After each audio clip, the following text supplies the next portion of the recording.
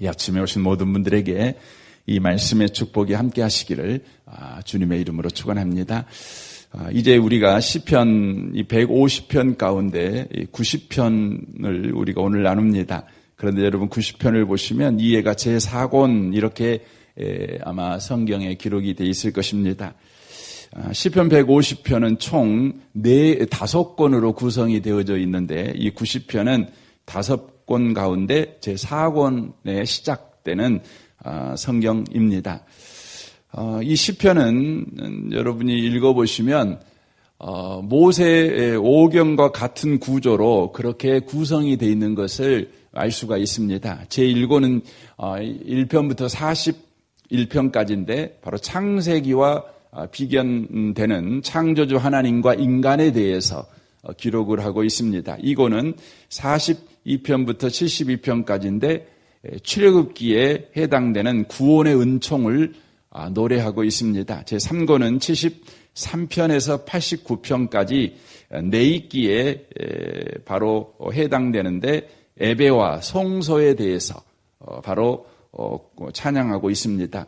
오늘부터 읽는 제4권은 민수기에 해당되는 인생 광야의 바로 순례에 대해서 인생 이 광야 같은 인생 속에 우리 하나님께서 어떻게 바로 우리 가운데 일하시는가, 또 인생 속에서 하나님을 우리는 어떻게 만나는가, 이 부분에 대해서 노래하고 있는 바로 제4권이라는 것이죠. 그 첫 번째 시편 90편을 우리가 나누게 됩니다. 이 90편의 표제에는 하나님의 사람 모세의 기도 이렇게 아마 여러분 성경에도 써져 있을 것입니다. 시편 대부분은 다윗과 동시대의 사람들, 아삽이나 고라 자손들인데 반하여 오늘 성경 말씀은 다윗보다 약 450년 앞서는 사람, 바로 모세가 기도하고 있는 내용을 다루고 있습니다. 지금 이 시편 90편은 모세가 40년 동안 미디안에 있었죠. 그리고 그 전에 40년 동안은 애굽에서 왕자 생활을 했습니다. 그리고 마지막 40년 동안은 이스라엘 백성을 애굽에서 끄집어내어 광야에서 이스라엘 백성과 함께 그가 살았습니다. 이 시편 90편은 그가 하나님이 부르시기 직전에 그가 기도하고 있는 기도 내용이다. 이렇게 성경학자들은 대체적으로 의견을 모읍니다. 그러니까 인생의 단맛 쓴맛을 다 보고 나서 그가 하나님 앞에 이제 자기가 없는 세상 속에 여전히 바로 살아가야 될 많은 하나님의 백성들을 향해서 그가 지금 중보 기도를 하고 있는 것이죠. 우리 가정에 비견한다면 부모의 기도가 아닐까 이런 생각도 해봅니다. 이제 천국 갈 날이 얼마 남지 않은 부모가 내가 떠난 이후에 남은 자녀들을 위해서 하나님의 은혜를 바로 구하고 있는 바로 기도, 그거죠. 다만 그냥 하나님 은혜 주십시오라고 구하고 있는 것이 아니라 모세가 이렇게 긴 120년을 살면서 수많은 사람을 보았습니다. 40년 동안은 애굽에서 불신자들과 함께 그렇게 인생을 살았지 않습니까? 그리고 중간에 40년은 하나님을 잊어먹고 그냥 살았습니다. 그리고 그 마지막 인생 40년은 매일매일 하나님이 구원한 하나님의 백성과 함께 살면서 하나님께서 그 구원받은 백성에게 어떻게 행하셨음과 하나님이 그렇게 구원을 베푸실 때에 구원받은 하나님의 백성들이 그 하나님 앞에 어떤 태도를 취했는가를 모세는 구구절절 잘 알고 있습니다. 그것을 배경으로 해서 지금 모세가 기도를 하고 있다고 하는 것입니다. 요약하면 이런 것입니다. 먼저는 여기 2절 보십시오. 산이 생기기 전 땅과 세계도 주께서 조성하시기 전 영원부터 영원까지 주는 하나님이시니이다. 그렇게 고백을 하고 있습니다.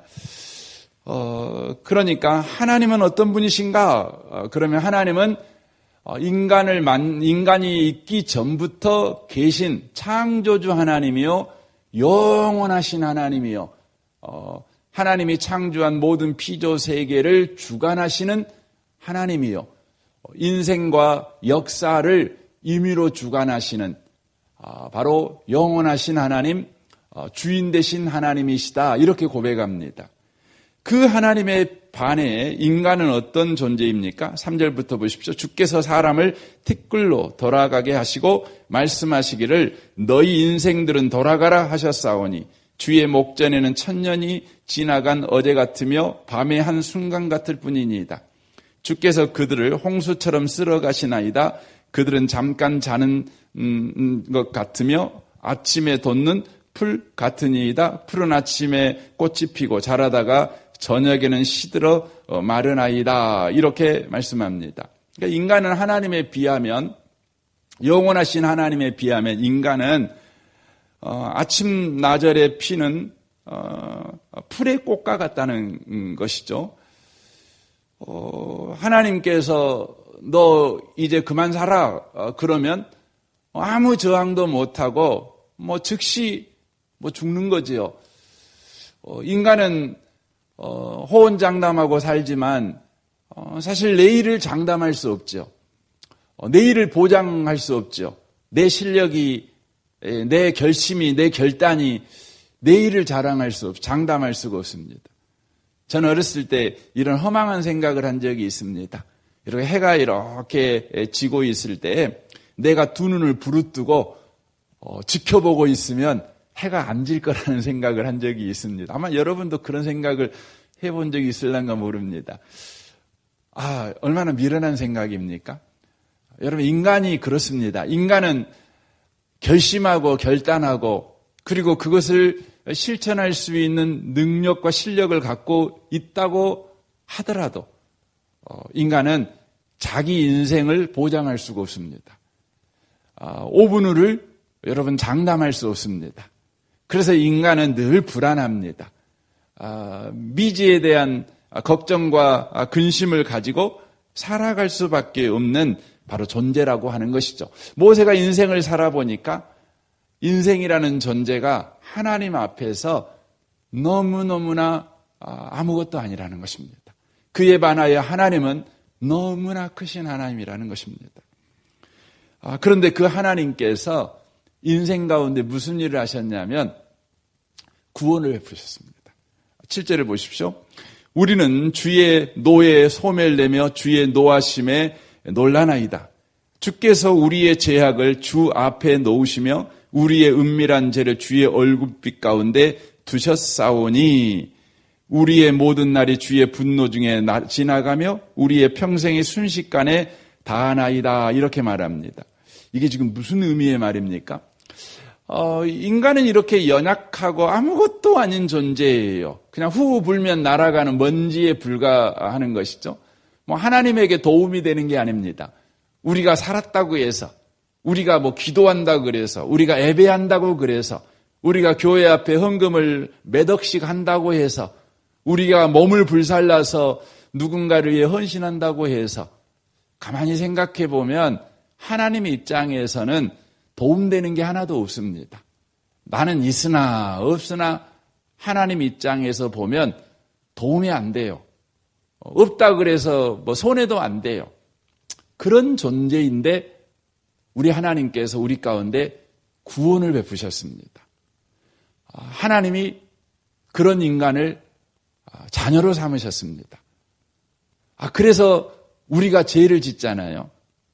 그러면 하나님께서 우리에게 민감하게 반응하십니다. 민감하게 반응하십니다. 그 말이 이 말이에요. 우리의 죄악을 주 앞에 놓으시며 이 말이에요. 여러분과 아무 상관없는 옆집 아이가 죄를 지어요.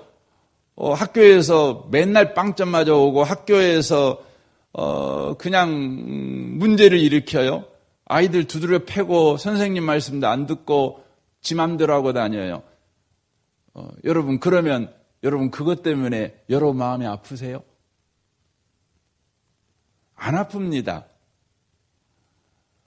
뭐 그러든 말든 그냥 한두 번 그런 소식 들으면 혀를 차고 찌찌찌 아이고 저런 놈 뭔 갖고 뭘가 되려냐 뭐 그 정도죠.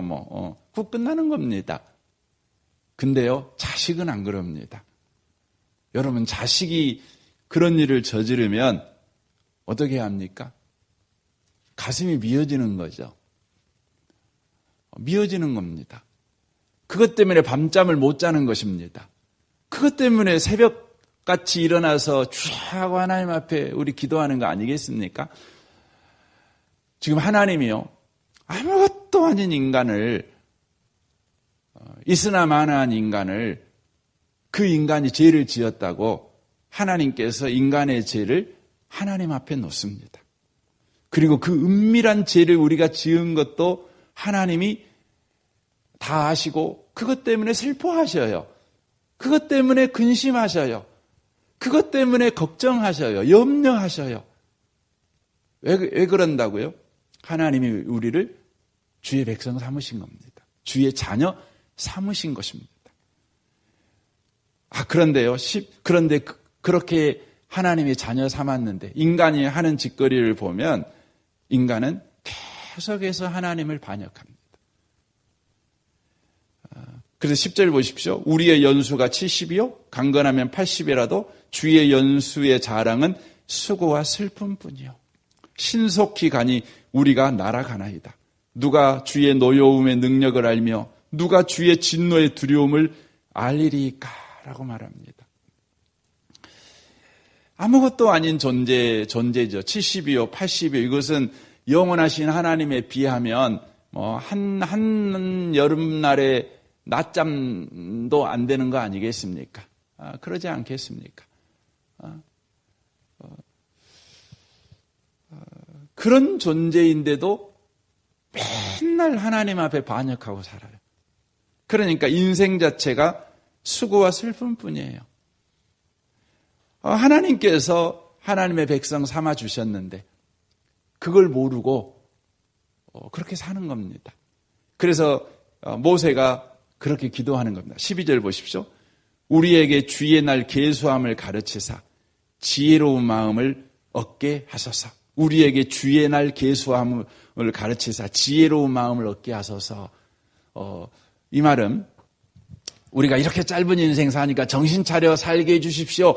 이런 기도가 아닙니다. 무슨 기도이냐면 하나님이 영원하신 하나님이 아무것도 아닌 인간을 주의 백성 삼았는데 그 짧은 날마저도 하나님 앞에 반역하고 의심하고 불순종해서 슬픔의 인생을 사는 이 어리석은 인간을 주님이 불쌍히 여기셔서 하나님의 은혜로 살아가는 날이 얼마나 복된지를 계수하게 해주십시오.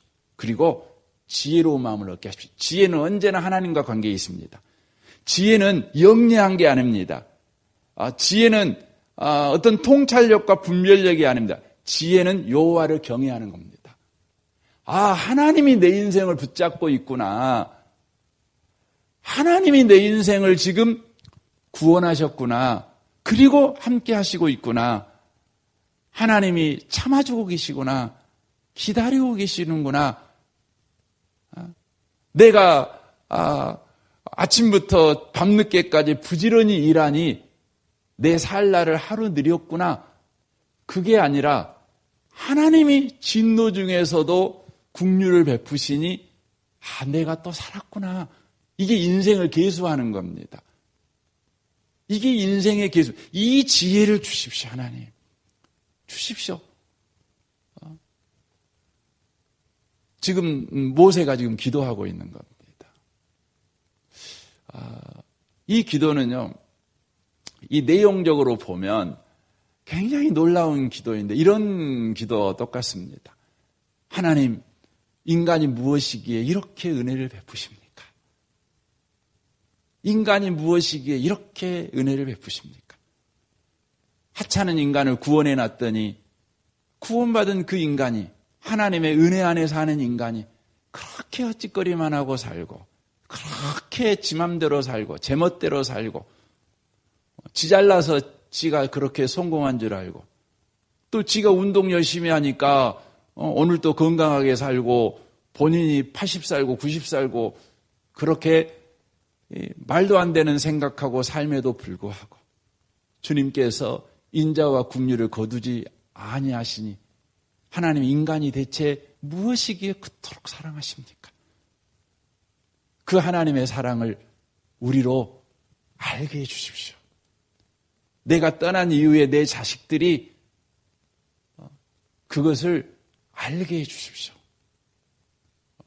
인생은 결국 내가 잘나서가 아니라 하나님이 은혜로 나를 대하시고 있기 때문에 우리가 살아가고 있다는 것인데 이것을 알게 해 주십시오. 지금 이걸 기도하고 있는 겁니다. 저는 이 아침에 오신 복 있는 분들이 여러분 자녀를 위해서 기도할 때 특별히 이 부분을 놓고 기도하시면 좋겠습니다. 우리 부모님들은 대부분 기도할 때 인생을 살아온 많은 경험의 근거에서 자녀들 위해서 기도하지 않습니까? 돈 때문에 인생을 서럽게 살아보는 분들은 주여 우리 자식들 돈 때문에 서러운 인생 안 살도록 좀 부자 되게 해주세요. 우리 기도할 겁니다. 건강 때문에 참 힘든 인생을 살아오신 분들은 주님 내 자식들 건강하게 해주세요. 건강하게 해주세요. 병상에 눕지 않고 늘 아침마다 뻘떡뻘떡 일어나서 출근할 수 있는 건강 주세요. 아마 그렇게 기도할 것입니다. 아마 평생을 살면서 그냥 월세집, 전세집 전전하고 사신 분들은 자녀들을 위해서 기도할 하나님, 우리 자식은 꼭 집 한 채 주세요. 적든 크든 간에 집 한 채 주세요. 그래서 이사철만 되면 걱정 안 하고 그렇게 이리저리 그냥 이사 안 하고 안정되게 살았으면 좋겠습니다. 아마 그런 기도를 할 것입니다. 왜 그렇습니까? 우리가 인생을 살아오면서 우리 심령 속에 잘 박힌 목과 같이 깊은 상처를 준 잊어먹을 수 없는 바로 경험이 그 경험이기 때문에 그렇습니다. 근데 하나님께서 이 모세라는 사람에게요 120년의 인생을 쭉 살면서 불신자하고도 인생을 살아보고 하나님 없는 것 같은 인생도 살아보고 믿는 구원한 하나님의 백성들과 이렇게 인생을 살아보고 다 이렇게 살아보고 내린 인생의 결론이 뭐냐면 하나님은 인간을 사랑한다는 거예요. 하나님은 우리와 함께 하신다는 거예요. 하나님은 우리에게 인자와 긍휼을 베푸신다는 거예요. 그걸 모르고 사니 인생이 그렇게 고단하다는 거예요. 그렇게 슬프다는 거예요. 그렇게 힘들다는 거예요. 건강한 사람도 아무리 권력자도 하나님이 매일매일마다 성실하심으로 그의 사랑을 베푸시고 그를 찾아오시고 그를 인도하시고 보호하시고 축복한다는 걸 모르면 인생이 수고와 슬픈 분이라는 거예요. 그래서 지금 모세가 기도하는 겁니다. 하나님, 우리 남은 자식들을 내가 떠난 이후에 여전히 살아가야 될 이 많은 하나님의 백성들, 그들이 주님 어떤 상황 가운데 있든지 심지어 죄 가운데 있을지라도 늘 실패하고 실수하고 못난 짓 하고 있을지라도 하나님이 은혜 주시니까 내가 살아가고 있다. 이렇게 인생을 계수할 줄 알고 여호와를 경외하는 마음을 주십시오. 내가 하나님의 은혜 때문에 오늘도 살아요. 이걸 알게 해 주십시오. 하고 기도하고 있는 겁니다. 저는 이 아침에 오신 복 있는 분들의 기도가 좀 바뀌었으면 좋겠습니다. 무엇을 기도할지 아셨으면 좋겠습니다. 그래서 보십시오. 13절 여호와여 돌아오소서 언제까지니까 주의 종들을 불쌍히 여기소서. 아침에 주의 인자하심이 우리를 만족하게 하사 우리를 일생 동안 즐겁고 기쁘게 하소서라고 말합니다. 아침마다 주의 인자하심이 우리를 만족하게 하사 그렇게 고백합니다. 아침마다 주의 인자하심이 우리를 만족하게 하사. 그렇죠? 아침마다 주의 인자. 아침마다 이 주의 인자라는 것은 언약에 근거한 사랑이라는 의미인데 하나님은 언약을 깨지 않기 때문에 이 인자라는 것은 영원하신 사랑이라는 말이에요. 변함없는 사랑이에요. 내 상태가 어떠하든지 변함이 없어요. 내가 늙든지 젊든지 잘했든지 못했든지 내가 기도했든지 기도 안 하든지 예배하든지 예배 안 하든지 내가 좋은 결심을 하든지 내가 나쁜 결심을 하든지 내가 어떤 하나님 앞에 태도를 취하더라도 하나님은 내 태도에 맞춰서 사랑하시는 그 사랑이 아니라 나를 향해서 약속하신 그 약속에 근거하여 하나님이 하나님다움을 잊어먹어 버리지 않고 하나님이 하나님다움을 지켜서 우리를 여전히 하나님답게 사랑하시는 그 사랑. 그 사랑을 아침마다 우리가 깨닫는 거예요. 그것 때문에 내 영혼이 만족해요. 만족해요. 그래서 인생을 살아가게 해주십시오. 살아가게 해주십시오. 여러분 아이들이 성공한 것보다 더 중요한 건 하나님이 나를 사랑한다. 변함없이 사랑한다. 못나도 사랑한다. 잘나도 사랑한다. 여러분과 제가요. 이것을 아는 자녀가 되도록 기도하셔야 합니다. 이게 중요한 것입니다. 그래서 15절 보시죠. 우리를 괴롭게 하는 날수대로와 우리가 화를 당한 연수대로 우리를 기쁘게 하소서. 이게 뭔 말입니까? 하나님의 인자를 모르니까 우리 스스로가 우리를 괴롭혀요. 그렇죠? 우리가 좀 실패하면 여러분 스스로 얼마나 여러분을 못나게 여깁니까? 여러분이 오늘 하루 잘못 살면 얼마나 또 밤새고 후회하면서 잠 못 자게 여러분을 괴롭힙니까? 그러지 않습니까? 그렇게 삽니다. 우리는 우리를 가만히 안 놔둡니다. 우리 자신을 끊임없이 채찍질하고 정죄하고 비난하고 비판하고 코너에 막 몰아붙입니다. 그러니까 우리가 우리하고 살아가면서 정신병 안 걸리고 살아간 것이 얼마나 놀라운지 모릅니다. 우리가 우리하고 살면서 여러분 그래도 이렇게 살아온 것 보면 자살 안 하고 살아온 것 보면 놀라운 겁니다. 왜 그럴까요? 하나님의 은혜 때문에 그렇습니다. 은혜 때문에. 그래서 우리가요. 하나님의 은혜 때문에 10대 때 자살 안 하고 내가 20대에 그냥 다리에서 안 뛰어내리고 이렇게 산 게 주의 은혜구나. 은혜구나. 이걸 지금이라도 깨달으면요. 남은 생애를 우리가 어떻게 살아요? 놀랍게 사는 거죠. 아니, 지내온 날들까지 다 생각할 때마다 하나님 없이 생각할 때는 그때는 끔찍해서 내가 인생에 지우개가 있으면 그걸 싹 지워버리고 싶어요. 가위가 있으면 싹둑 잘라서 그냥 없애버리고 싶어요. 내가 그때 왜 그렇게 했을까? 후회하고 또 인생 사는 거죠. 그런데요, 하나님의 사랑 때문에 내가 살았다는 걸 생각하면 그 모든 날들이 기쁜 거예요. 감사한 거예요. 지금 그걸 이야기하는 겁니다. 주께서 행하신 일을 주의 종에게 나타내사 주의 영광을 그들의 자손에게 나타내셔서 저는 17절이 너무 좋습니다. 우리 주 하나님의 은총을 우리에게 내리게 하사 우리 손이 행한 일을 우리에게 경고하게 하소서. 우리 손이 행한 일을 경고하게 하소서. 우리 손이 행한 일을 경고하게 하래요. 여러분과 제가 행한 일이 뭔데요? 로마서 3장에 보면 우리 행한 건 피 흘린 것밖에 없다니까요. 죄진 것밖에 없어요. 그런데요. 모세가 지금 이야기하는 거예요. 내가 행한 게 죄밖에 없는데 하나님의 은혜가 덮자 그 모든 것이요. 내게 감사 제목이에요. 나는 내 인생을 망가뜨렸는데 하나님의 은혜 안에서 보니까 내가 망가뜨린 그 인생마저도 하나님이 은혜로 딱 잡아가지고 모든 걸 합력해 선을 이루어버린